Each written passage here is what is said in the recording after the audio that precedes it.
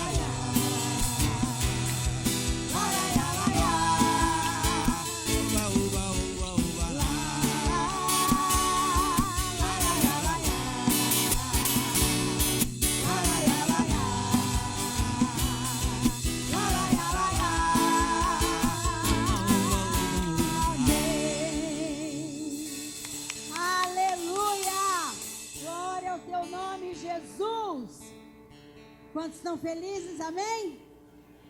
Então vamos cantar. Aquele que está feliz, diga o quê? Amém. Está feliz, diz o quê? Com a mais que tudo a gente grita amém.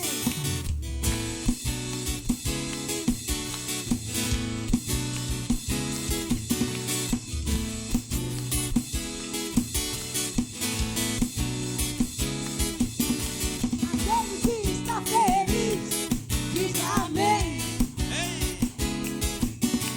Aquele que está feliz, grite aleluia! Aquele que está feliz, bata a palma!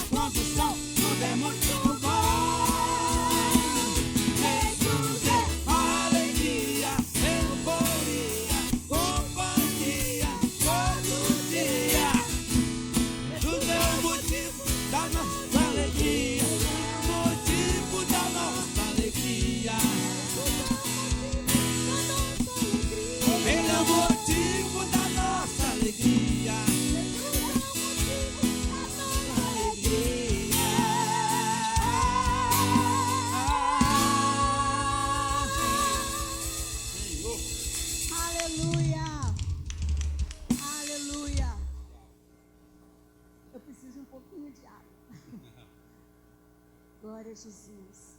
Senhor, nós estamos tão felizes. Obrigada. Perdão, irmãos.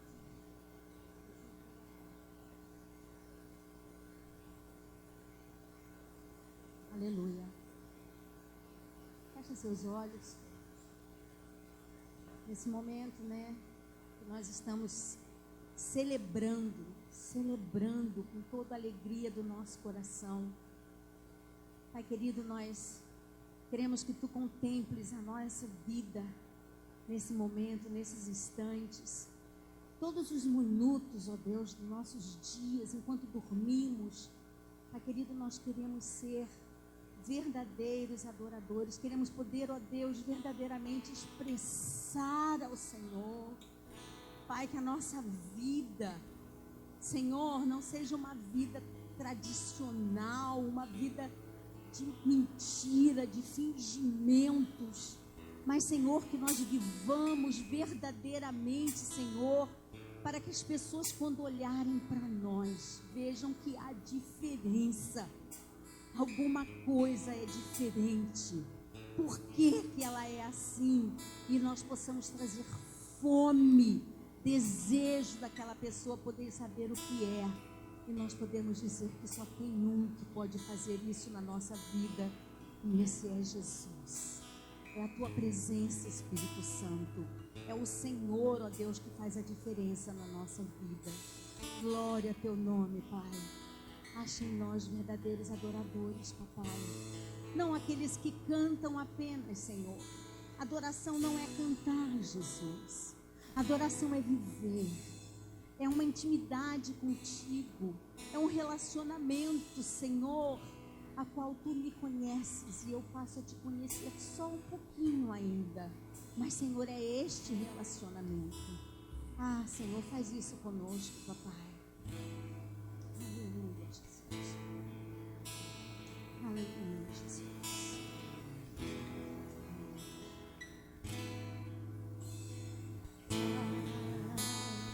Sei que os Teus olhos estão a procurar alguém que Te adore em espírito, alguém que Te adore.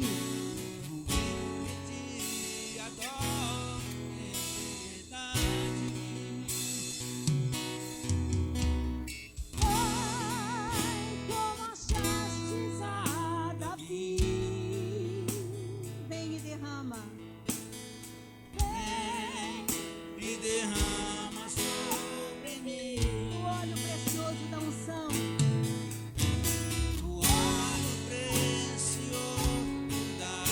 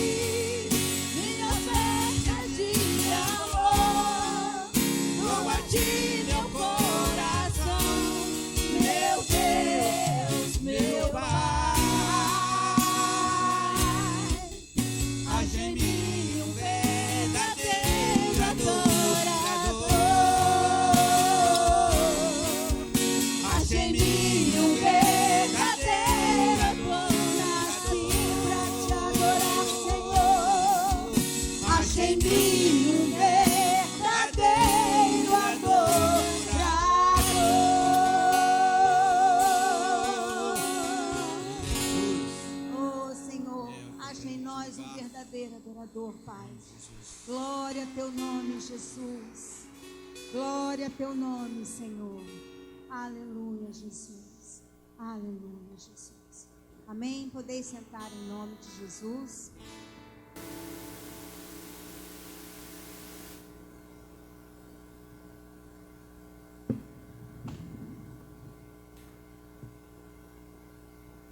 Boa noite, irmãos. Quem que está feliz de estar aqui de novo? Todos nós, eu também estava com muita saudade, né? Nós temos muitos motivos para celebrar o Senhor, porque nós estamos vivos. Aqueles irmãos que partiram, não quer dizer que eram piores do que nós, nem que nós somos melhores do que eles. Simplesmente o Senhor nos manteve por mais um tempo. Nós queremos solidarizar com as famílias de todos que partiram nesse período. Muitos irmãos nossos aqui partiram, né?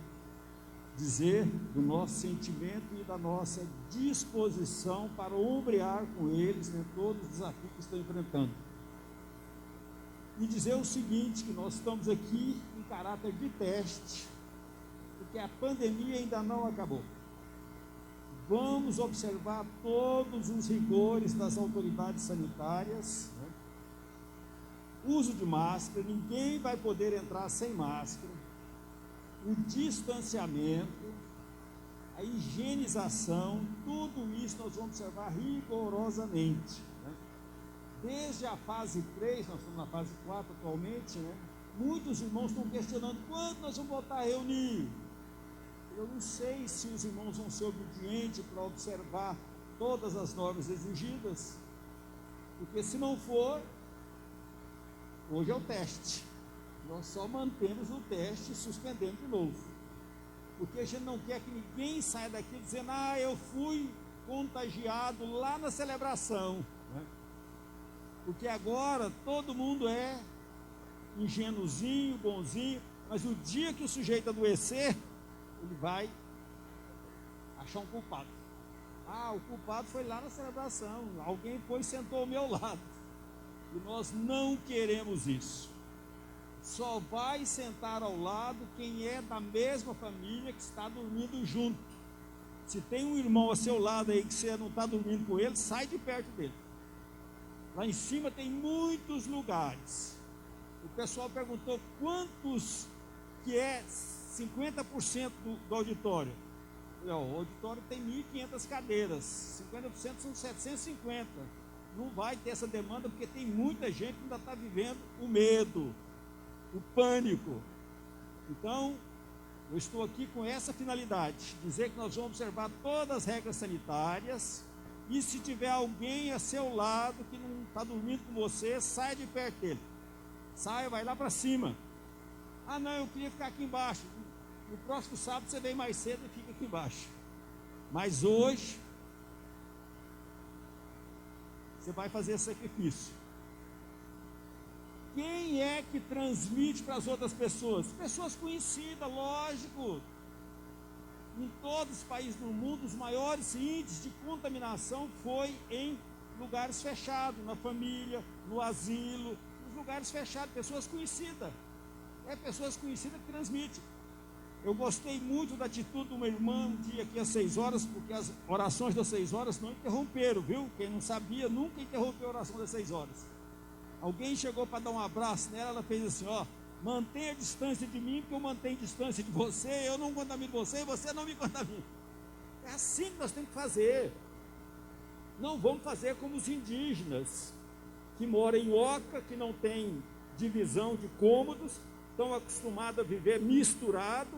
Chegou a pandemia, não tinha autoridade sanitária que obrigasse eles a separar. Eles estão acostumados a viver amontoado, né? E o índice de contaminação foi altíssimo, porque eles não conseguem distanciamento, porque estão habituados a viver junto. Nós não somos indígenas, nós somos capazes de nos separar. Então, antes de eu descer daqui, olha se quem está ao seu lado está dormindo com você. Se não tiver, caia fora. Levanta e vai lá para cima. Tem umas marcas aí. Às vezes essa marca não funciona, não importa, você tem que ter na sua mente: eu não vou contaminar ninguém, não vou ser contaminado por ninguém. Eu vou deixar pelo menos uma cadeira vaga entre eu e a outra pessoa, pelo menos uma, né? Ah não, mas a marca, esquece a marca. A marca é para te ajudar a lembrar que você tem que observar o distanciamento. São 3 coisas que nós vamos observar rigorosamente: distanciamento, o uso de máscara e a higienização das mãos. Só assim nós vamos continuar reunindo. Se isso não for observado, nós fazemos um teste e retornamos até que haja possibilidade de reunirmos. Amém?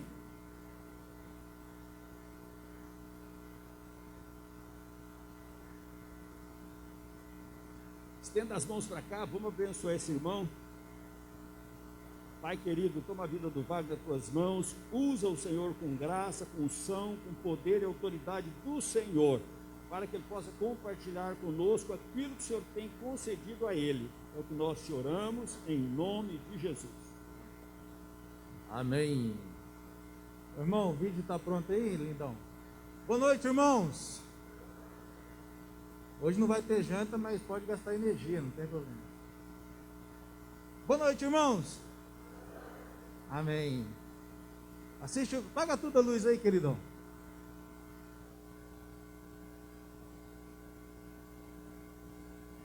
Salta o vídeo, Varel.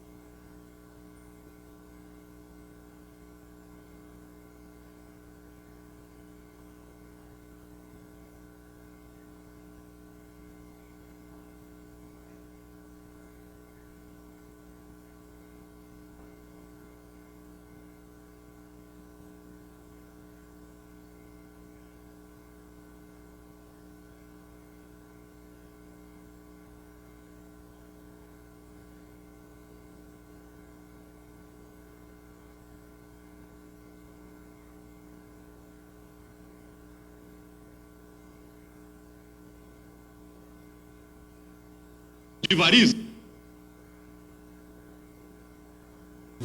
você está sujeito a sofrer de problemas no coração.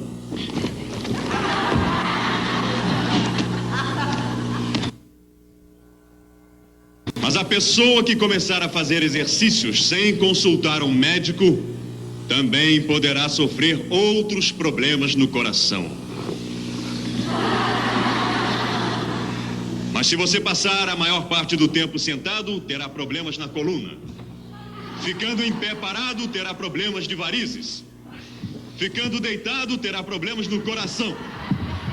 E fazendo exercícios sem consultar um médico, você também terá problemas no coração. Mas o que está causando mais problemas na população é...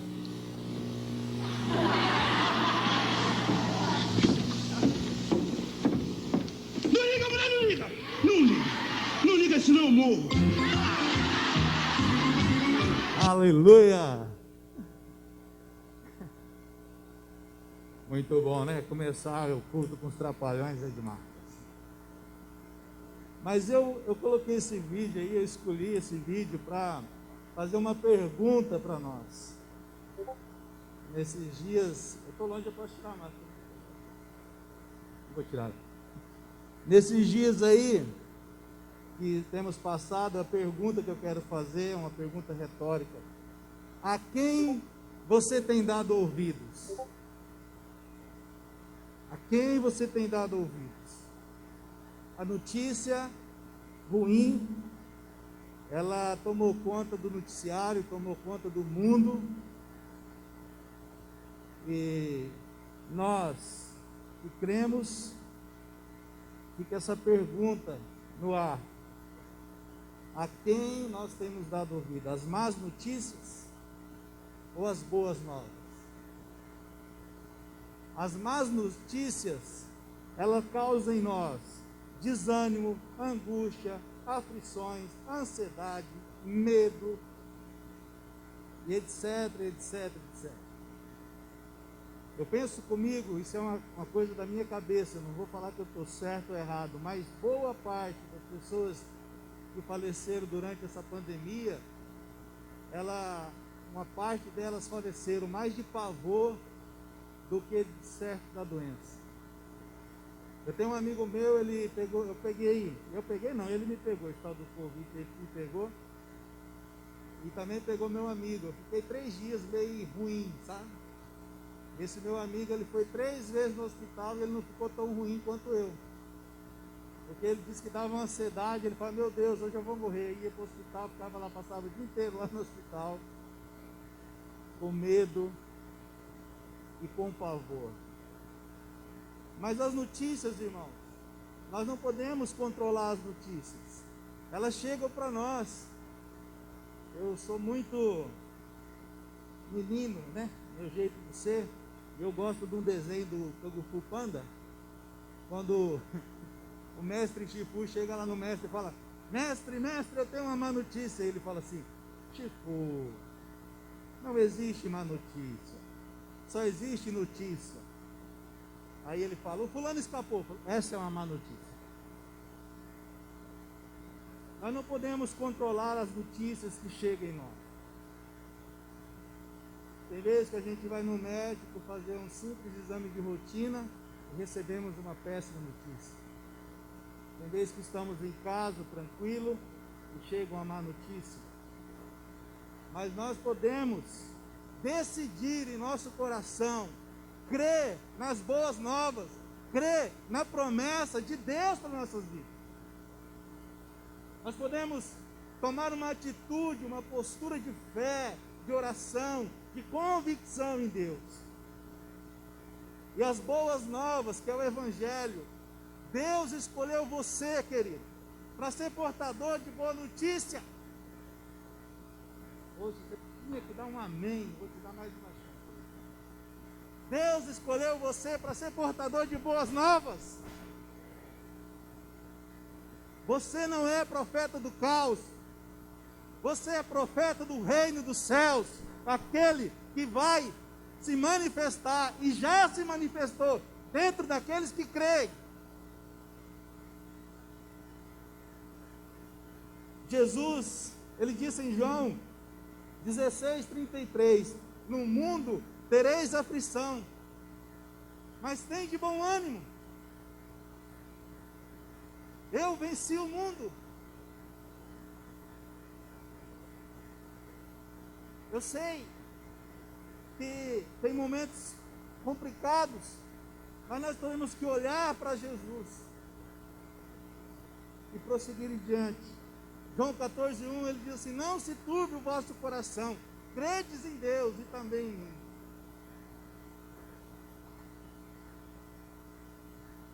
No 27 ele diz: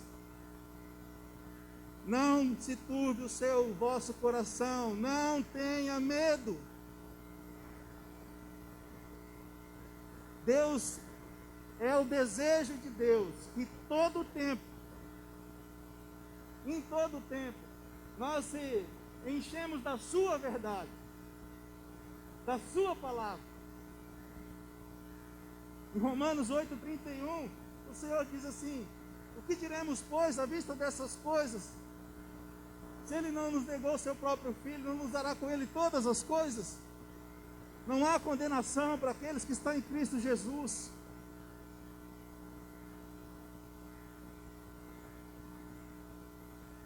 Isaías 43:2 diz: se eu passar pelas águas, não me afogarei, pelos rios, eles não me afogarão, pelo fogo não me queimará, porque o Senhor é comigo, o Senhor é contigo.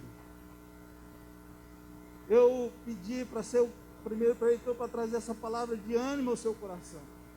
Dizer para você, eu não sei as notícias que você tem recebido na sua vida.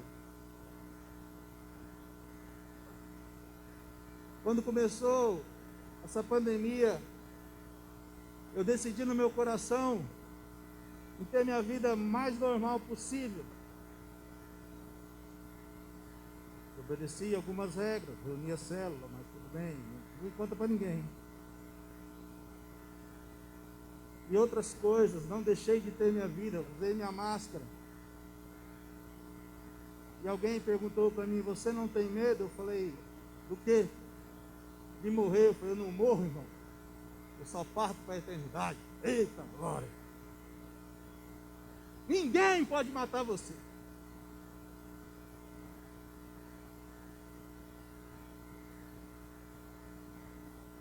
Cadê a morte, o seu aguilhão?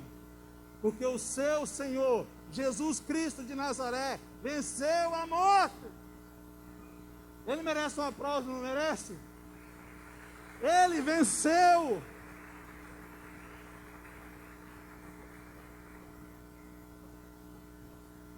E o medo é uma das armas poderosas do diabo.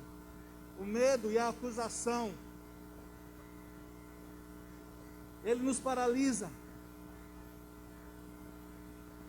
O medo nos impede de viver. Esses dias veio uma lição na reunião de célula aqui sobre a travessia do Mar Vermelho, que veio a tempestade. Jesus se levantou, mas achei interessante a primeira colocação do irmão. Jesus quer que você viva a vida.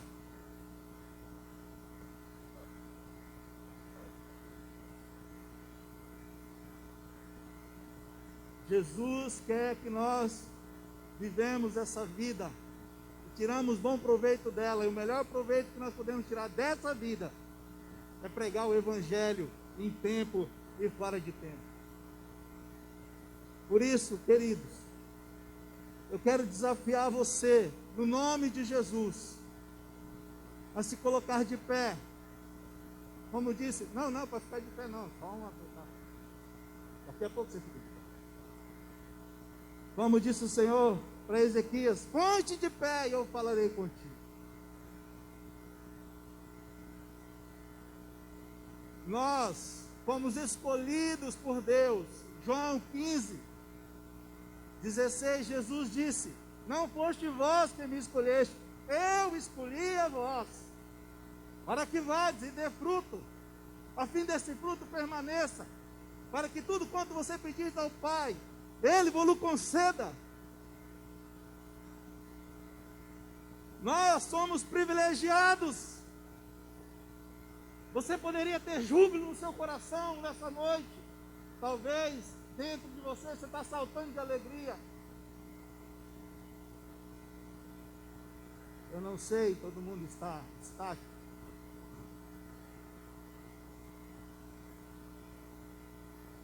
Mas é um privilégio ser escolhido por Deus nesses últimos dias para pregar o Evangelho. E o Evangelho não depende muito do que nós falamos, depende da postura que nós tomamos. Nesse momento de caos, o mundo olha para a igreja. E o que o mundo está vendo na igreja? O que eu estou vendo na igreja, infelizmente, é uma boa parte, debaixo das camas, acovardado. Com medo de quê, irmão? Com medo de morrer. Mas Jesus disse que para a semente crescer e ter fruto, tem que morrer, querido.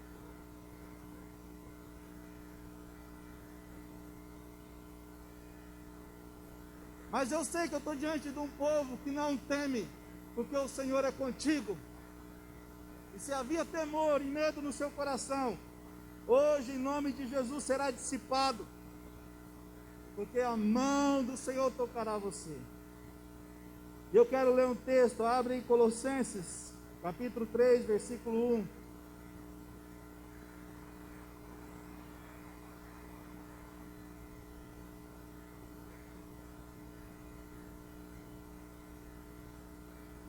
3, 1.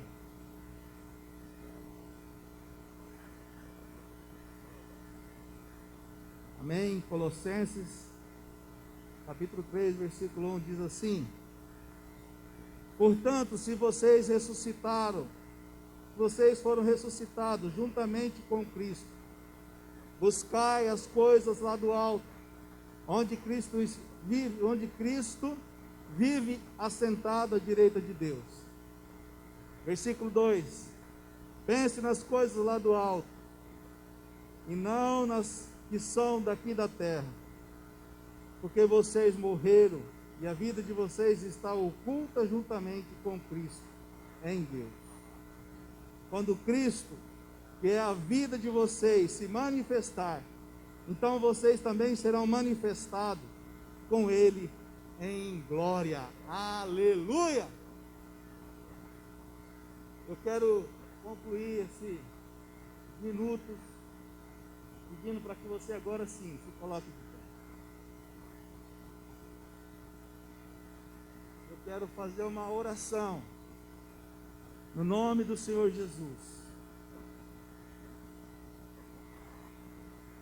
Espero que essa palavra que o Senhor colocou no meu coração não estou aqui para te acusar, nem para dizer que eu sou melhor, nem que tem pessoas melhores, mas para dizer que nós temos um Cristo que venceu e está sentado à direita do Pai e intercede por nós.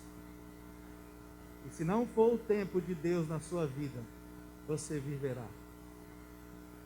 Os dias estão determinados pelo Senhor. Sobe aqui, Eli, nós vamos orar e você já vai. Feche os seus olhos.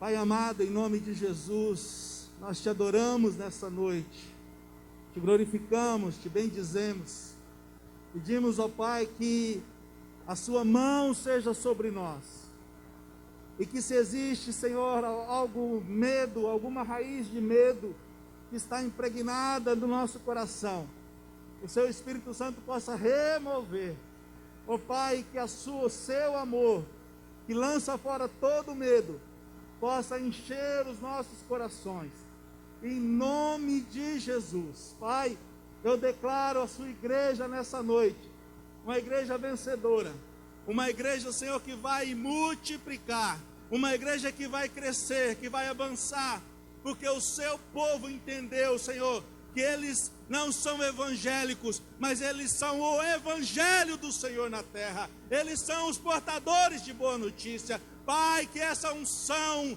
de poder, de graça, de cura, de majestade, de sobrenatural, venha sobre nós, porque o Senhor diz que nós somos resposta dessa terra, Senhor, que está doente. Nós somos sal e nós somos luz, e nós vamos cumprir o papel que o Senhor nos designou, não porque somos melhores, não porque somos mais fortes, mas porque o Senhor está conosco. Aleluia! Pai, abençoa o seu povo, em nome de Jesus. Abençoa o teu servo que vai ministrar nessa noite. Senhor, põe a sua mão, põe a palavra na boca do teu filho, Senhor, e que a glória do Senhor se manifeste neste lugar, em nome de Jesus. Quem concorda, diga amém, aplauda o Senhor, faça barulho, se manifeste, em nome de Jesus.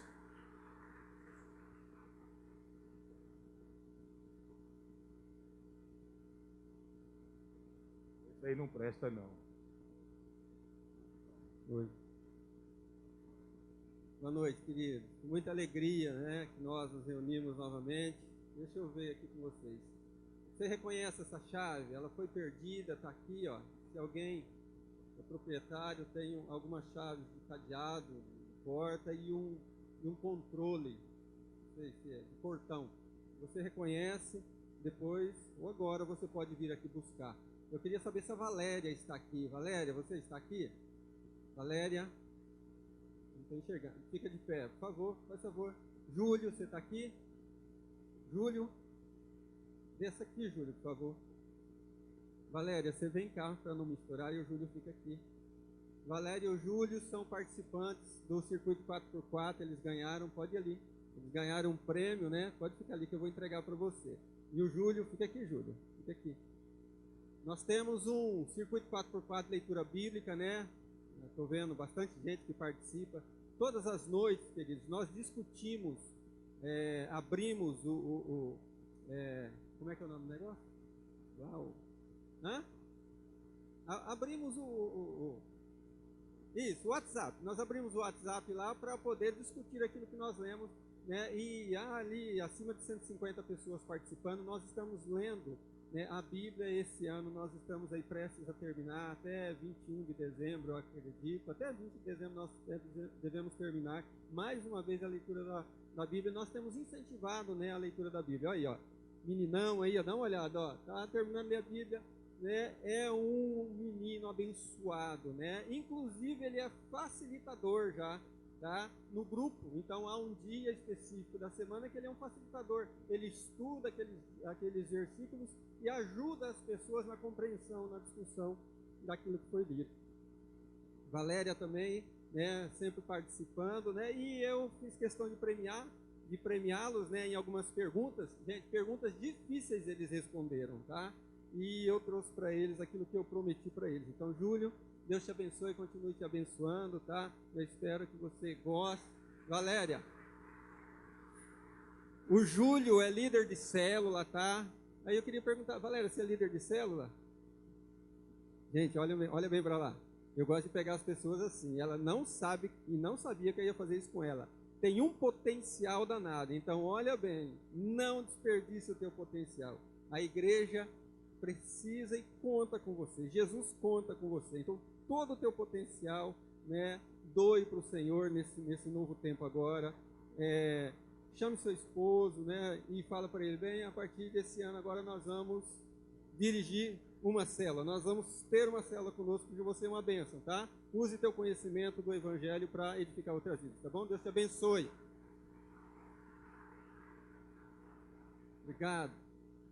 E nosso tema dessa noite é recomeçar.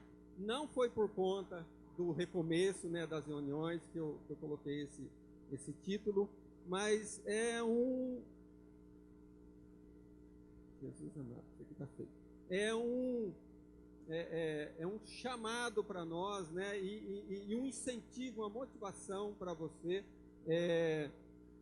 de encorajamento, para que nós possamos retomar, né, algumas coisas que às vezes nós paramos no decorrer, né, desses dias, desse tempo, e algo que talvez nós não começamos ainda. Eu estou olhando ali, eu tinha certeza que a Valéria não era uma líder de célula, eu ia pegar ela nessa noite. Eu falei assim, por que uma líder de célula, essa importância toda eu dou para isso? Porque, gente, nós não podemos deixar de lado esse potencial, essa descoberta do Evangelho na nossa vida e não fazermos uso disso, né?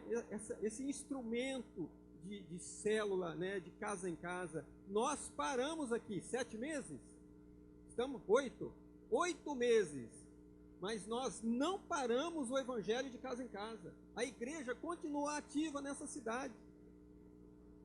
Ela continuou. Se fôssemos depender, a igreja estaria estática durante 8 meses.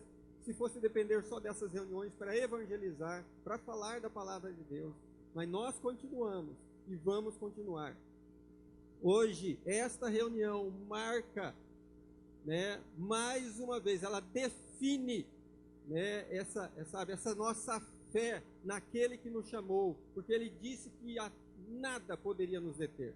Nem o inferno, as portas do Hades não poderiam nos deter. Aqui estamos nós, né, retomando de novo as nossas reuniões, né, aquilo que nunca parou, mas hoje é um dia de muita celebração e muita alegria. Então eu queria compartilhar com vocês, recomeçar, né, o Evangelho de João, no capítulo 21, nós vamos ler do versículo 1 até o 15.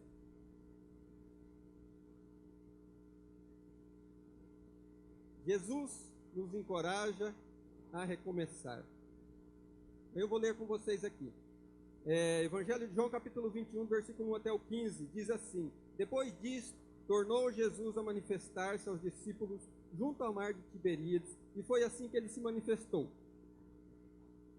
Estavam juntos Simão Pedro, Tomé, chamado Dídimo, e Natanael, que era de Caná da Galileia, os filhos de Zebedeu, e os outros 2 de seus discípulos.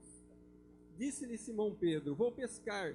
Dizem-lhe eles: também vamos contigo. E foram. E subiram logo para o barco, e naquela noite nada apanharam. E sendo mais já manhã, Jesus apresentou na praia, mas os discípulos não conheceram que era Jesus. Disse-lhes, pois, Jesus: filhos, tendes alguma coisa para comer? Responderam-lhe: não. E eles lhes disse: lançai a rede para o lado direito do barco e achareis. E lançaram-na, pois e já não podiam tirar pela multidão dos peixes. Então aquele discípulo a quem Jesus amava disse a Pedro: é o Senhor. E quando Simão Pedro ouviu que era o Senhor, cingiu-se com a túnica, porque estava nu, e lançou-se ao mar.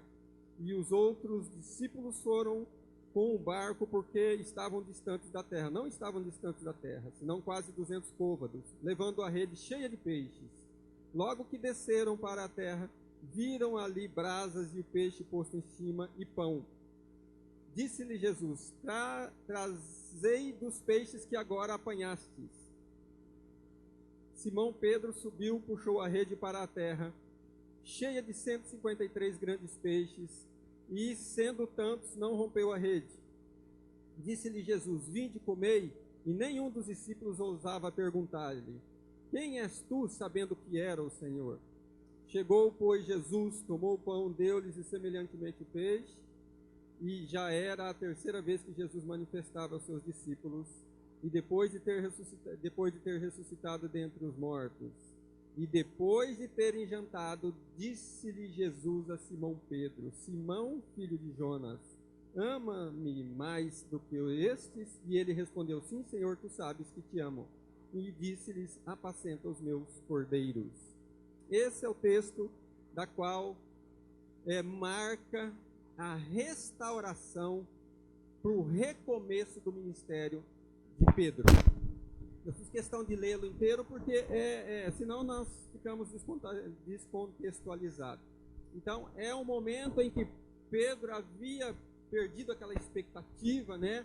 Ele com certeza ele estava com seu coração entristecido pelo que havia acontecido, e Jesus chama ele para esse momento de recomeçar, de motivar ele, de encorajá-lo a voltar para o seu chamado. Então eu trouxe para nós aqui. Você imagina você ter que enfrentar aquele a qual você traiu, aquele a qual você magoou, agora frente a frente. É preciso muita coragem para enfrentar certas situações na vida. Então eu quero ler com vocês a introdução. Eu trouxe como introdução para nós: não é possível ao homem por ordem o mundo exterior quando o seu mundo interior está em desordem. Jesus é o único capaz de colocar o nosso mundo interior em ordem. O que mais nos encoraja ou amedronta não são as coisas que vemos, mas aquelas que nós esperamos encontrar. A Bíblia, a palavra de Deus, é a maior fonte de encorajamento que nós podemos encontrar. As palavras extraídas e ouvidas suscitam coragem e fé ao homem. Dentro desse contexto, do momento em que nós estamos vivendo, como igreja, nós vamos tentar explorar esse assunto para que nós possamos nos encorajar uns aos outros a dar.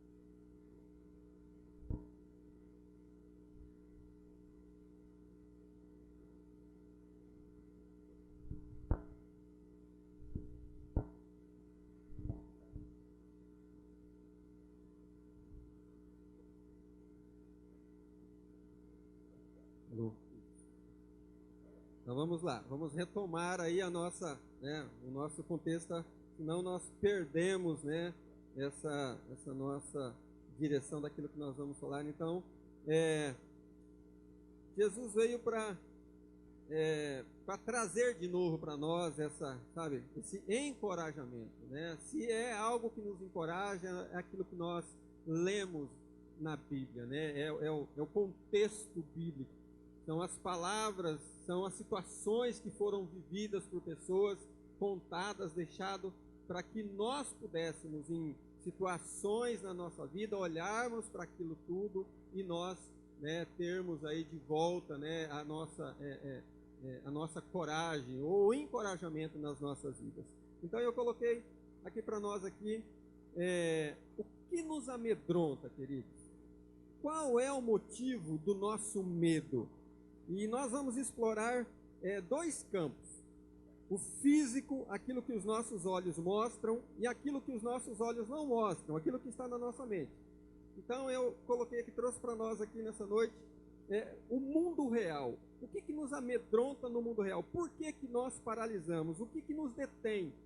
Por que nós, às vezes, diante de uma situação, nós ficamos imobilizados? Então vamos lá, eu quero trazer para nós situações reais que provocam em nós um medo tal que faz nós ficarmos paralisados. Então eu extraí tudo isso de homens que viveram isso na sua vida, dentro, né, do contexto bíblico. São homens comuns, né, que a gente fala assim, mas o homem com Deus não tem medo. Mas você vai ver como é que foram as situações desses homens. Quando uma situação real se coloca diante dos teus olhos, e você tem que enfrentá-la, e você vê que ela é monstruosa, como é que são as nossas reações? Então vamos lá, mundo real, esse mundo palpável. Eu trouxe para nós aqui 1 Samuel capítulo 17, do versículo 8 até o 11, que foi o desafio de Golias para os soldados israelitas que estavam diante dele. Então vamos lá, eu quero ler com vocês. 1 Samuel capítulo 17, versículo 8 até o 11. E parou e clamou as companhias, né, de Israel e disse-lhes, isso é Golias falando, para que saireis a ordenar a batalha? Não sou eu filisteus e vós servos de Saul? Escolhei dentre vós um homem que desça a mim.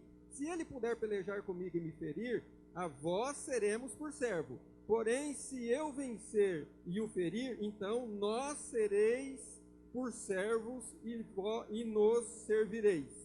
Disse mais o filisteu, hoje desafio as companhias de Israel, dizendo, dai-me um homem para que ambos pelejamos.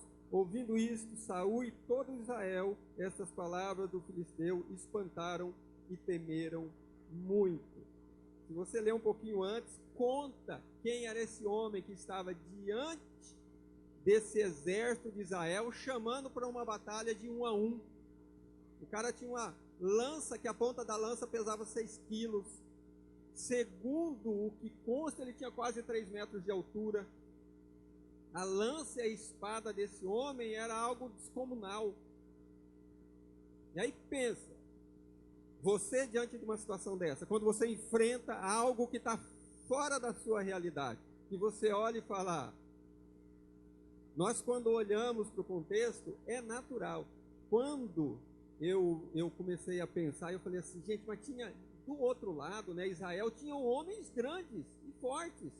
Os irmãos de Davi, inclusive, Eliabe, Abinadab, quando Samuel vai até a casa ungir Davi e Eliabe passa na frente de Samuel, capítulo 16, versículo 6 e 7 de 1 Samuel, Samuel fica espantado com a aparência e com a altura dele.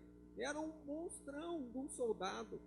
Né? No versículo 7, o próprio Deus disse, não, Samuel, se impressione com a altura dele e com a sua aparência. Então deveria ser um homem zarrão, forte. Mas diante de Golias, tudo isso se ia embora, porque era um homem muito mais alto, muito mais forte aparentemente. Então quem aqui ia ter coragem de enfrentar esse cara?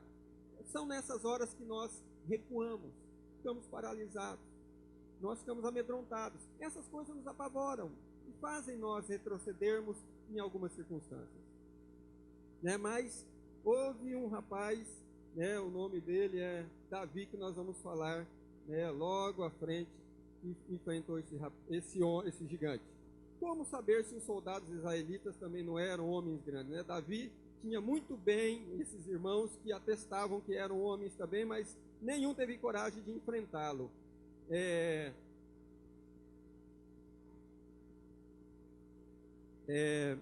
Esse Davi, né, vai mostrar para nós a característica a seguir, a característica daquilo que pode nos encorajar, algo que pode nos encorajar. Então eu vou trazer para nós também Ezequias diante do exército de Senaqueribe, que foi outra situação visual, né?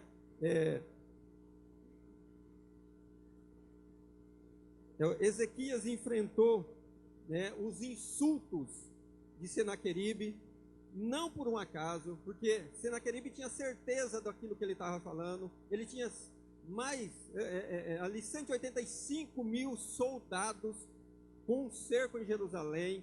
Era algo assim espantoso. Quando Ezequias fica sabendo disso, você imagina olhar para aquela multidão, olhar para aqueles insultos, e ele vinha dizendo o seguinte: você acha que você é capaz de suster a mim, me deter? Nenhum desses povos aí, a qual eu enfrentei, me deteve. Eles também se levantaram dizendo que havia deuses no meio deles e que eles iriam me vencer, que poderiam me deter, e nenhum deteve. Eu estou aqui, todos esses reinos para trás eu já conquistei, e vou fazer o mesmo com você, e olha aqui se você pode me deter. Esse era o tipo de insulto, né, fazendo isso.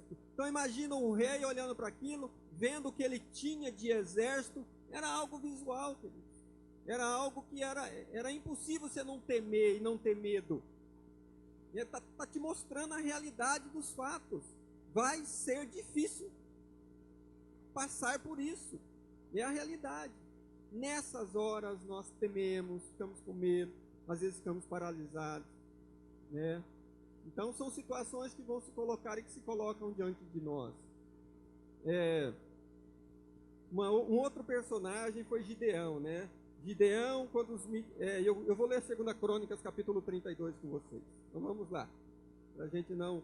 2 Crônicas, capítulo 32, versículo 16 até o 20, diz assim: também seus servos falaram ainda, né, os servos de Senaqueribe, contra o Senhor e contra Ezequias, o seu servo. Escreveu também cartas para blasfemar do Senhor de Israel e para falar contra ele, dizendo: assim como os deuses das nações das terras não livraram o seu povo da minha mão, assim também os deuses de Ezequias não livrará o seu povo da minha mão. E clamaram em alta voz em judaico contra o povo de Jerusalém que estava em cima do muro, para atemorizar e os perturbar, para que tomassem a cidade. E falaram do Deus de Jerusalém, como dos deuses dos povos da terra, obras de mãos de homens.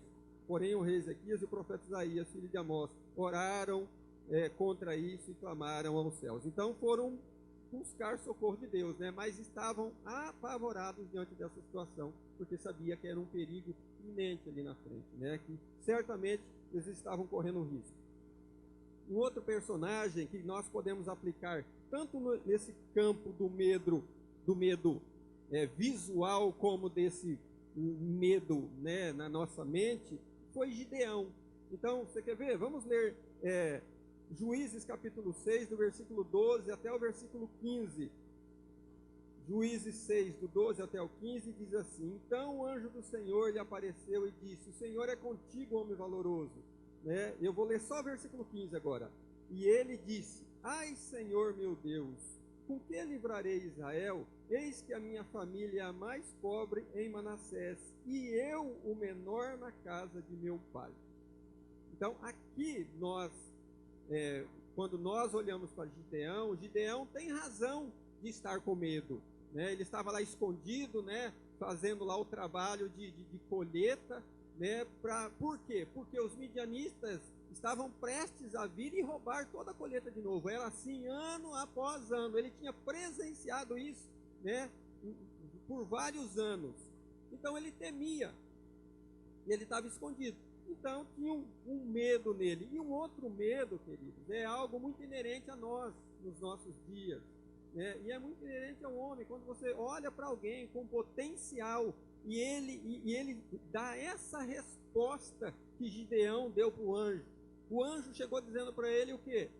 você é um homem valoroso, corajoso. E a resposta de Gideão foi: ah, eu sou tão pequeno. Então, o olhar de Deus sobre a nossa vida e o nosso olhar, ele precisa muito bem, né, de ter essa marca na nossa vida. Você se enxerga como? Nós vamos falar um pouco mais disso na frente. Mas como é que você se vê diante das situações? Quem é que determina a decisão que você vai tomar de investida em relação a você prosseguir diante de uma situação? É aquilo que você, é a forma que você se enxerga, ou é a forma pela qual Deus enxerga você? Deus, quando olhou Gideão, disse: tu é corajoso, cara. E ele olhou para ele e falou: eu sou tão pequeno. Então essa era a percepção dele, tá?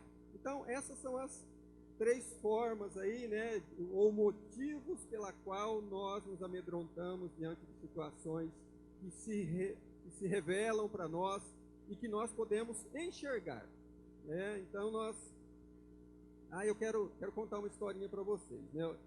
O medo paralisa, né? O Wagner falou que o medo paralisa, né? Então certa vez eu estava jogando bola, né? Eu era meninão, né? E eu estava jogando bola. Nós tínhamos assim uma praça, uma ruazinha e o colégio dos padres assim em frente. Então tinha um portão, né? Ali a gente sabia que tinha cachorro, tudo. Naquela ânsia de jogar bola, tal, jogaram bola, eu era meio ruinzinho, tal, e eu ficava como tipo um gandula, né? Então eu estava lá doido para entrar, então não tinha chutar a bola, eu com uma vontade tão grande de pegar a bola, porque não tinha oportunidade de jogar. Falei: deixa que eu busco, e saí correndo, e a bola não caiu dentro do quintal, e eu lá lembrei que tinha cachorro, e saí disparado, abri o portão do coisa, tinha um corredor enorme assim, saí correndo, a bola foi correndo e eu correndo atrás dela. Quando eu dei por mim, levanto um pelo de um cachorro e vem de lá para cá. Querido, quando eu vi o cachorro, eu fiquei estático. Eu não conseguia nem respirar. Ele veio correndo, alguém gritou com ele, e na hora dele morder, o cara que gritou, ele errou a bocada, só pegou o short, rasgou tudo o meu short com a bocada, e só deu aquela. E eu fiquei assim, ó, e aí comecei a chorar, né? Eles trouxeram água, tudo. Mas o que eu quero trazer para nós é isso: o tanto que o medo paralisa alguém, o tanto que você não consegue reagir às vezes diante do medo de algo que você teme, ou às vezes daquilo que é incerto, daquilo que te traz insegurança. Aquilo que te traz insegurança, em regra, você teme enfrentá-lo, né? Então é uma situação que nós precisamos realmente olhar para isso, né? Pedir ao Senhor, né, encorajamento, né, para nós retomarmos as nossas vidas. Então, o segundo tópico aí que eu coloquei foi essa percepção do medo só. Então você não enxerga, é só uma percepção.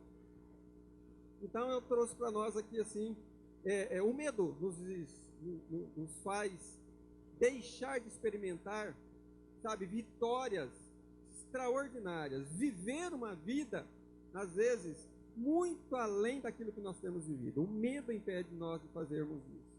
Então, eu coloquei aqui assim, Elias na caverna, né? E eu quero ler o texto lá de 1 Reis, capítulo 19, versículo 9. Diz assim: e ali ele entrou na caverna e passou ali a noite, e eis que a palavra do Senhor veio a ele e disse-lhe: o que fazes aqui, Elias? Ou, o que fazes aqui, Elias? Qual era o medo de Elias? Qual era o medo de Elias? Você consegue definir qual era o medo de Elias? O medo de Elias era o medo de palavras, medo de algumas palavras, o medo de uma ameaça. Depois de ter tido uma vitória espantosa, extraordinária, ter presenciado um milagre, ter feito coisas assim que está registrado, caiu fogo do céu. Agora, diante de uma ameaça, esse homem pede para morrer. Ele está fugindo, ele está em fuga, ele está apavorado, ele está amedrontado. Vocês perceberam como é que é sutil essas coisas nas nossas vidas? Se nós não vigiarmos a nossa mente. E é algo que é real em nós. É real, esse medo ele existe. Não adianta eu querer falar que eu não tenho medo nessa percepção. Eu tenho, mas eu preciso enfrentá-los. né? Porque ele paralisa, ele faz você não começar e não recomeçar. Muitas vezes nós não começamos. Então, as nossas maiores derrotas e aquilo que nós nunca vamos construir, elas foram que matou elas, né? Esses sonhos, desejos, na nossa realidade como igreja hoje, né? O que paralisou muitas, né, das reuniões de casa em casa foi esse medo. O medo do quê? De uma notícia. É uma realidade? É. A realidade existia para Elias? Existia. Alguém havia mandado um recado para ele: vou fazer com você o que você fez com os profetas, e vai ser até tal hora. Amanhã de manhã você vai ver uma coisa. Qual é a melhor coisa a fazer diante de uma situação dessa, de uma ameaça? Fugir, né? Será que é? Será que a fuga é a melhor solução? Pedro. Qual foi o medo de Pedro?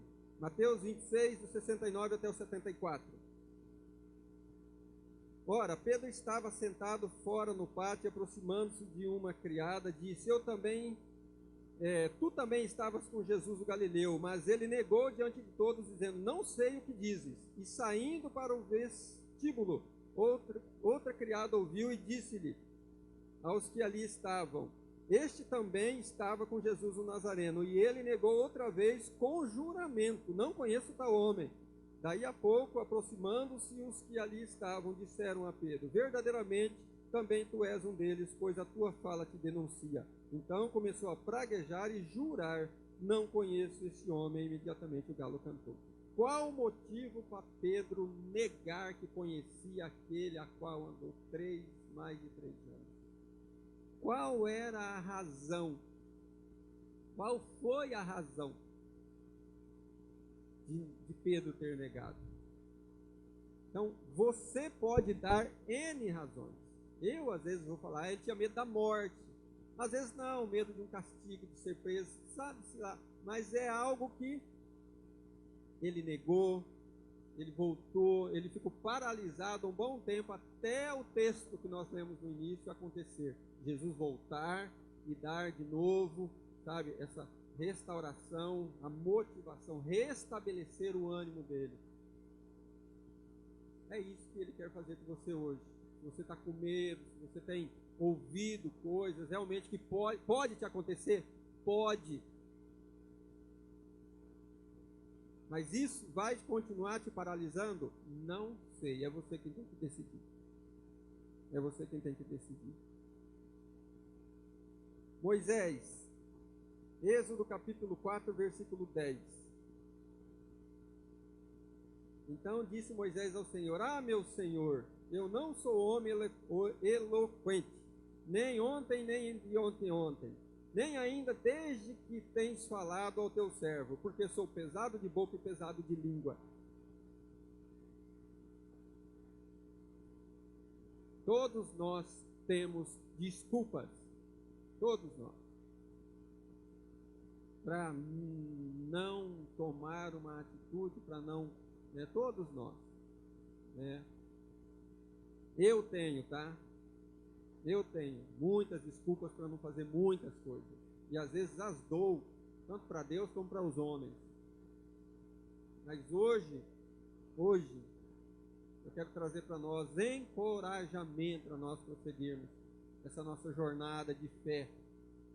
Hoje é noite de nós nos encorajarmos uns aos outros. Você está aqui justamente para isso. Então precisamos escolher entre sermos conhecidos entre Pedro e Judas. Ter coragem de enfrentar as decepções e os desafios que se apresentam e confiar no amor perdoador de Jesus para poder nos encorajar e recomeçar. Judas, por não crer que pudesse ser perdoado, não foi até Jesus e se matou. Pedro não temeu passar a vergonha. Você sabia que você foge de passar por momentos de constrangimento, de enfrentar. Então você vive em fuga e você às vezes foge uma vida inteira. Eu receio, tenho medo, espero no Senhor que não aconteça com nenhum daqueles que um dia levantaram a mão e estavam caminhando, né, como um pastor de ovelhas, lá liderando o seu rebanhozinho, né, eu vou chamar de rebanhozinho, né, um rebanhozão, né, lá na casa do fulano de tal, naquele que recebia as reuniões todo dia. Eu espero que nenhum, né, possa deixar de voltar e de retornar, né, no tempo oportuno. O tempo oportuno é amanhã. Hoje não dá mais tempo, tá? Mas é amanhã, tá? Então, se você se encoraje, né, eu te encorajo você retornar, refazer sua vida. Pensa na alegria que eu fiquei hoje de manhã. Nós viemos aqui hoje de manhã, eu encontrei o Totó. Ele não deve estar aqui, né? Encontrei o Totó, né? Totó mais gordinho, bonitinho. E aí, Totó, como é que tá? Beleza? E aí, você está em casa? Estou em casa. Estou terminando de ler a Bíblia. Você está achando que o Totó perdeu tempo? Na pandemia, o Totó foi se fortalecer. Estou terminando, comecei em Gênesis, já estou em 1 Coríntios, estou terminando de ler a Bíblia. Estou orando o que vocês precisam de ver. Falei, olha bem para você ver. Enquanto Totó tem idade para ter uma mente que poderia ter levado ele à depressão, né? Nada, cheio de coragem. Encorajando os outros. Totó deve ter o quê? Mais de 60 anos. Então é motivo para nós nos encorajarmos, né? Então nós estivemos fazendo o que nesse tempo? Que o Wagner falou, ouvindo os noticiários para ver se a pandemia vai passar? Ou, né, fazendo que nem nós temos feito, uma maioria tem feito todos os dias, se debruça sobre a palavra de Deus, sobre o Evangelho, e toma fé e coragem para prosseguir, sabendo que nada pode nos deter. Então, o que nos amedronta? Essas coisas podem nos amedrontar. Agora eu quero trazer para nós, o que pode nos encorajar? O que nos traz coragem? Eu já falei que a Bíblia, a palavra de Deus, é a maior fonte de encorajamento que você pode encontrar. Porque nela está o Espírito de Deus, porque ela é viva, né? Tem todo o contexto do Deus Pai, do Deus Filho, do Deus Espírito Santo em cada uma dessas palavras, em cada um desses contextos. Então agora eu quero trazer o desfecho de Davi e Golias, aquele homem que amedrontou todo o Israel. Então eu quero ler com vocês o que é que nos encoraja, o que pode nos encorajar. 1 Samuel capítulo 17, versículo 26 e 27. Então falou Davi aos homens que estavam com ele, dizendo: que farão ao homem que ferir a este filisteu e tirar a afronta de sobre Israel? Quem é, pois, este incircunciso filisteu para afrontar os exércitos de Deus, do Deus vivo? E o povo tornou-lhe a lhe falar conforme aquela palavra, dizendo: assim farão ao homem que o ferir. Antes ele fez uma pesquisa aqui, né? Ele viu o filisteu, que já fazia 40 dias que Golias fazia aquele trajeto, dizendo assim: ei, cadê o valente aí? Vem e nós vamos ter um confronto. Aquele que vencer, o outro vai ser escravo. Então Davi ouve isso, e aí houve um comentário que diz que vai ter isenção de impostos, casar com a filha do rei, ter benefícios, queridos, ter uma recompensa. Então o desfecho disso nós conhecemos. Quando Davi olha para isso, pensa bem a expectativa daquele homem que poderia, tal qual os outros, fugir dali. O homem que estava diante dele era muito maior, era um soldado preparado para a guerra. O que motivou aquele menino ainda, né, um jovem adulto a enfrentar Golias? Duas coisas. Primeiro, ele disse assim, ele pensou: já enfrentei urso e leão e não foram páreo para mim.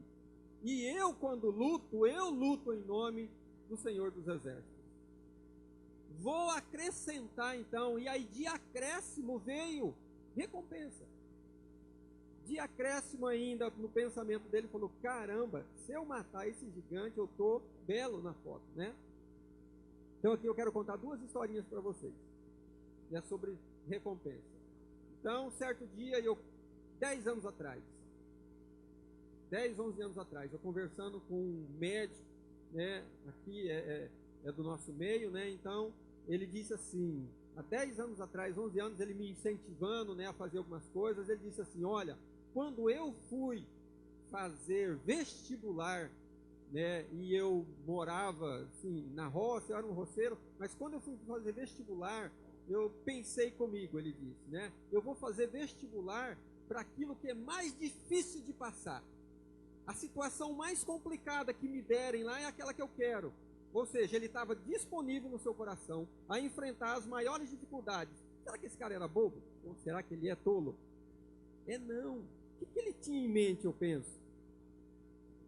A dificuldade é muito provável que é proporcional à recompensa. Pô, que cara inteligente.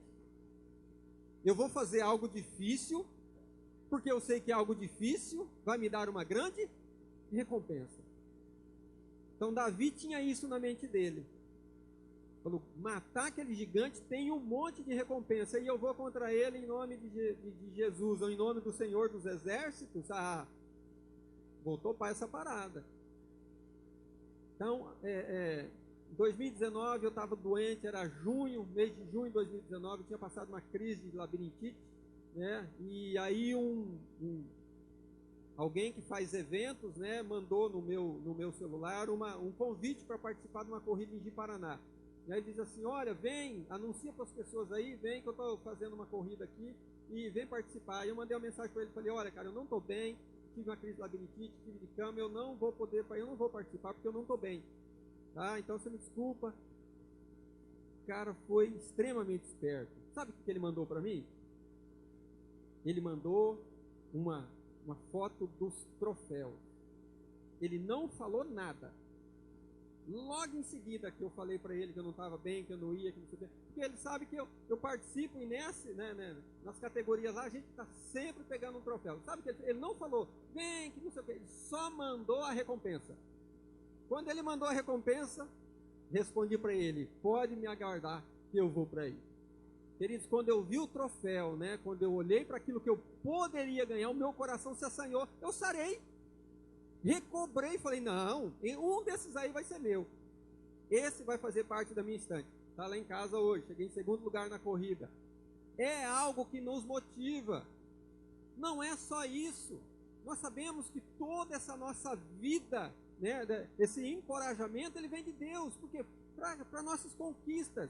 Sem conquista nós temos uma vida, queridos, é muito xoxa, vou dizer, sabe, uma vida triste, se nós não conquistarmos e não partilharmos das nossas conquistas com os outros. Nós somos pessoas e Deus nos encoraja a conquistar. Sempre que Ele dá um desafio para você, espere dele uma recompensa. Não precisa você esperar, não faça pela recompensa, mas saiba que está escrito que ele recompensa. Não faça pela recompensa, e nem precisa, e se quiser fazer também faça, mas eu tenho no meu coração plena convicção, durante todo esse tempo que eu tenho andado com o Senhor, todas as vezes, todos os anos, todos os dias, Deus tem me recompensado. Olhando para um histórico de vida, nossa, extraordinária. A recompensa de Deus, ela é maravilhosa. Então se encoraje por isso. Deus tem uma recompensa para você. Você está com medo porque você não visualiza isso? Visualiza isso. Volta a ler a Bíblia. Olha, quantas recompensas Deus tem prometido, quantas promessas de recompensa Deus tem prometido para você. E aquelas que Ele já te deu, te livrou da morte. Você já é uma pessoa eterna, você tem a segurança do céu. São coisas que tem que nos motivar, nos impulsionar. Então, Pedro e Jesus, né, nesse enfrentamento, o Evangelho de João, capítulo 21, versículo 15, diz que depois que terminou de comer, né, Jesus, e depois terem jantado, disse-lhe Jesus a Simão Pedro: Simão, filho de Jonas, ama-me mais do que esses? E ele respondeu: sim, Senhor, sabes que te amo. Disse-lhes: apacenta os meus cordeiros. Então, o momento de ânimo que Pedro recebeu ali foi por conta de uma coisa: ele enfrentou a vergonha dele ter traído Jesus. Mais do que isso, foi Jesus ter ido atrás dele. Apesar daquilo que ele estava sofrendo, por conta de tudo que, da circunstância que aconteceu, o próprio Senhor foi atrás dele. Então não fique com medo, não fique amedrontado, não fique receoso. Aconteceu algumas coisas e agora eu estou com vergonha. Queridos, tem pessoas que às vezes não mais vão voltar para o nosso meio de vergonha, você sabia? Às vezes vão voltar, às vezes estão envergonhados. Tem pessoas que falam assim: eu tenho vergonha de falar que eu parei de me reunir. Não se sinta envergonhado. O Senhor hoje está dizendo para você: eu estou, chamando você de volta para um recomeço, se disponha, não tema. Assim foi com esses homens, que tiveram de volta o ânimo quando se dispuseram a sua vida para fazer coisas desse tipo. Gideão, Juízes capítulo 6, versículo 12. Então o anjo do Senhor lhe apareceu e disse: o Senhor é contigo, homem valoroso. Isso que nós precisamos carregar em nós. O valor de Deus, ou aquilo que o Senhor disse a nosso respeito. Se Gideão continuasse com a percepção daquilo que ele tinha acerca dele mesmo, nunca ele teria se disposto a fazer o que ele fez por Israel. Nunca. Tem até um filme, com o cenário, daquilo que aconteceu com ele. Gideão venceu com 300, venceu o exército. Então, se encoraje.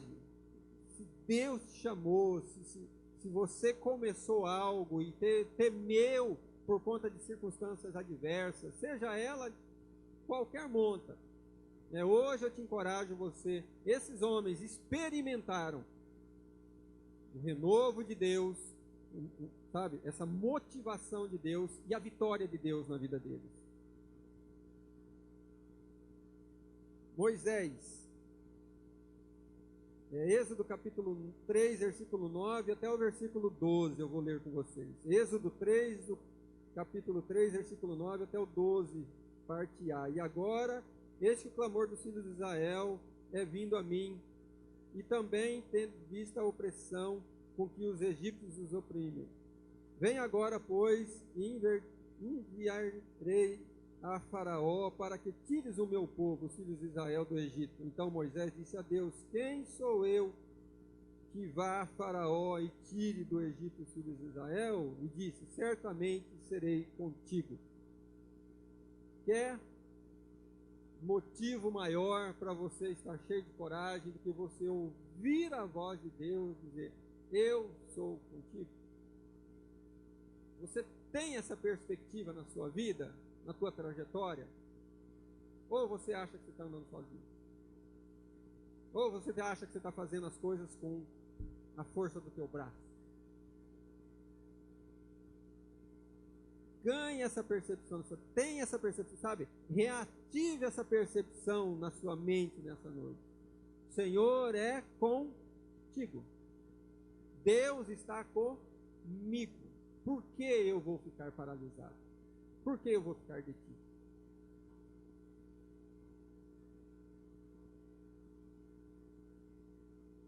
E Ezequias, quando ele for ter a sua conversa com Isaías, Isaías capítulo 37, versículo 21 e versículo 29, diz assim: então Isaías, filho de Amós, mandou dizer a Ezequias: assim diz o Senhor Deus de Israel, quanto ao que pediste acerca de Senaqueribe, rei da Assíria.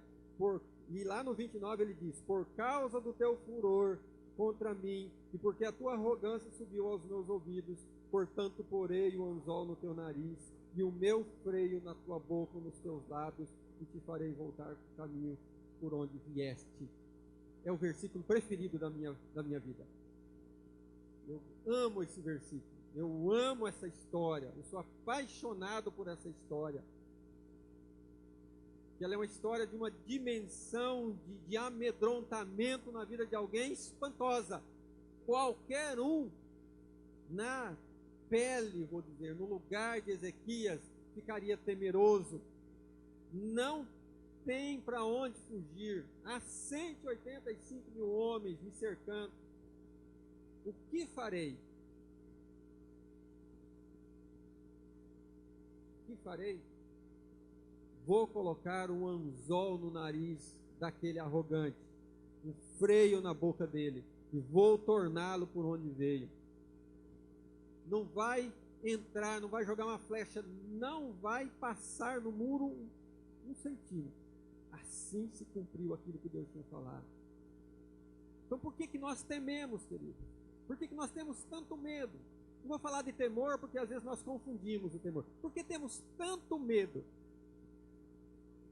E medo do que, afinal de contas? É do vírus?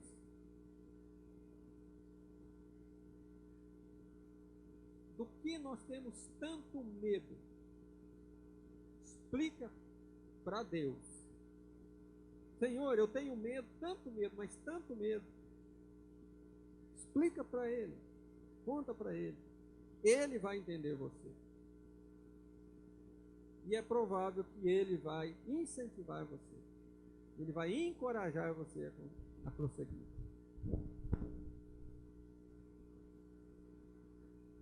Então, o que pode nos encorajar? Recompensa. O Senhor, a palavra de Deus é a nossa fonte de encorajamento. Então, nada é mais encorajador do que a palavra de Deus, que revela o amor compreensivo de Deus acerca das nossas fraquezas. O amor de Deus revela Cristo, nosso socorro presente na angústia e na tribulação. Revela o seu perdão, revela o seu poder, revela o seu propósito, revela a sua salvação. O que mais você precisa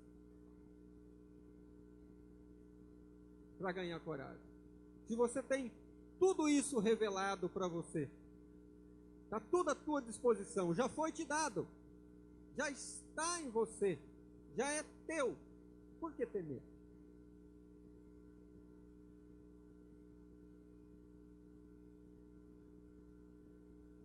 Então eu concluo com Mateus 28:20, que é a promessa que Ele fez que estaria conosco todos os dias. Essa é a promessa de Deus para as nossas vidas. E eu desafio você a se encorajar só por essa palavra. Eis que eu estou com você todos os dias. A oração de Jesus no capítulo 17 de João, ele diz assim: eu não só oro por vocês, mas oro por todos aqueles que hão de crer no meu nome. Hoje nós somos esses que cremos em Jesus. E a palavra, a mensagem dele é a mesma para nós. Eu estou com você. Não é com alguém do seu lado, é com você que ele está falando, é com você. Ele vai permanecer com você, Ele não vai te deixar. Nunca. Nunca. Então, enquanto eu estava meditando, eu lembrei de uma passagem, né? Lá em Gênesis conta, a Bíblia deixa relatado assim, ó, que um homem andou com Deus durante 300 anos. Então, quando relata isso, diz assim, olha, ele começa a fazer essa narrativa das gerações, e chega um momento que ele diz assim, olha, então Enoque andou com Deus 300 anos. Queridos, deixa eu fazer uma afirmação para você. Eu vou fazer essa afirmação para você. Eu vou inverter. E Deus andou com Enoque 300 anos. Isso é maravilhoso. 300 anos.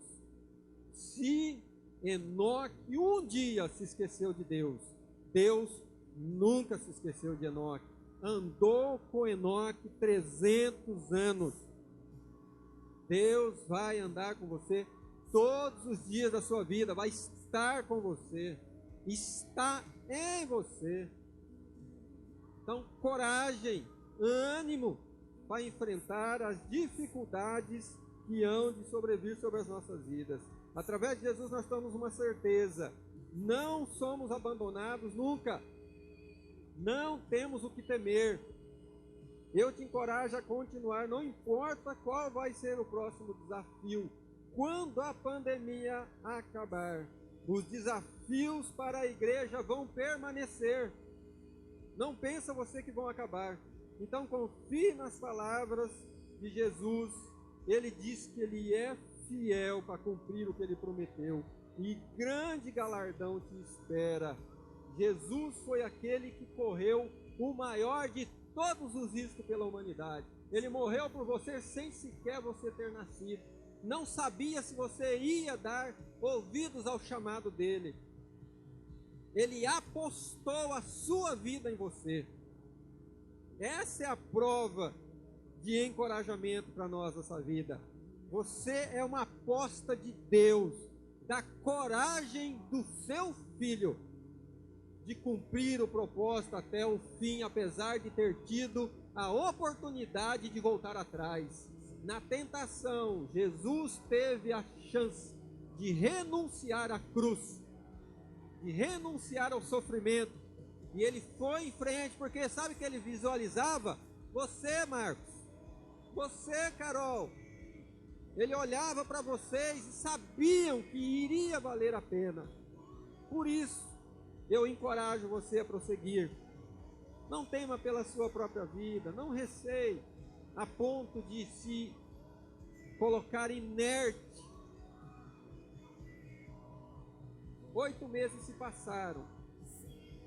Se eu não fiz nada nesses 8 meses, já se passou. Eu não posso mais fazer. Eu não posso mais fazer. Eu não quero que eu um dia chegue no dia que eu não poder fazer mais nada e comece a pedir para Deus: Deus, me dê mais uma chance. Eu não quero pedir mais uma chance. Eu quero aproveitar a chance que eu tenho hoje. Eu não quero ser um homem arrependido por não ter atendido a voz de Deus me chamando para os desafios da igreja nos dias de hoje. Então não feche seus ouvidos, abra o seu coração, atenda ao Senhor naquilo que Ele falar com você e se encoraje, porque Ele é com você, Ele está em você e todas as promessas deles hão de se cumprir na sua vida. Amém? Então vamos ficar de pé, vamos fazer uma oração para nós encerrarmos. Aleluia. Fecha teus olhos, querido. Fecha teus olhos, sabe? Fecha teus olhos, coloca assim nessa posição de ouvir e atender a voz de Deus. Nós sabemos que não são todos, mas alguns vão ouvir. Eu tenho plena certeza disso. Que alguns, eu espero que muitos ouçam essa noite, se encorajem, retomem o curso, a trajetória da sua vida. Pai, nós queremos adorar o Senhor nessa noite, sabe, pelo teu chamado, pelo teu amor, pela graça que conquistou a nossa vida, conhecendo esse teu amor que foi derramado sobre as nossas vidas, nos arrancou das mãos, das garras do pecado, das garras de Satanás, nos transportou para o reino do Filho do seu amor.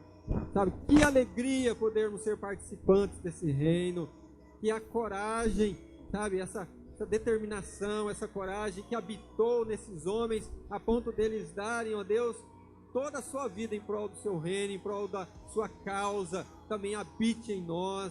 Por isso, unja no Senhor com esse óleo da alegria, o óleo, ó Deus, da coragem, restaura, restabelece o nosso ânimo, para que nós possamos, ó Deus, ter a nossa trajetória de volta. Aquilo que nós paramos, nós queremos dar continuidade. Aquilo que nós nunca começamos, nós queremos começar a partir de agora. Por isso, Pai, abençoa a tua igreja, sabe? Faça com que ela, Senhor, cumpra o seu propósito pela qual ela foi chamada nessa cidade.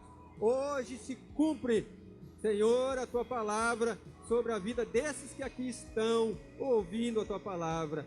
Nem as portas do inferno podem nos deter. É isso que está escrito, Senhor, a nosso respeito. Por isso nós vamos continuar avançando, fazendo com que o teu reino seja estabelecido nessa cidade para a tua glória, Pai. Abençoa o teu povo, despede-nos, ó Deus, debaixo da tua alegria, da tua unção, cheios de coragem, Pai. Eu te peço isso tudo em nome de Jesus. Amém. Queridos, Deus abençoe vocês. Foi muito bom estar com vocês. Amém?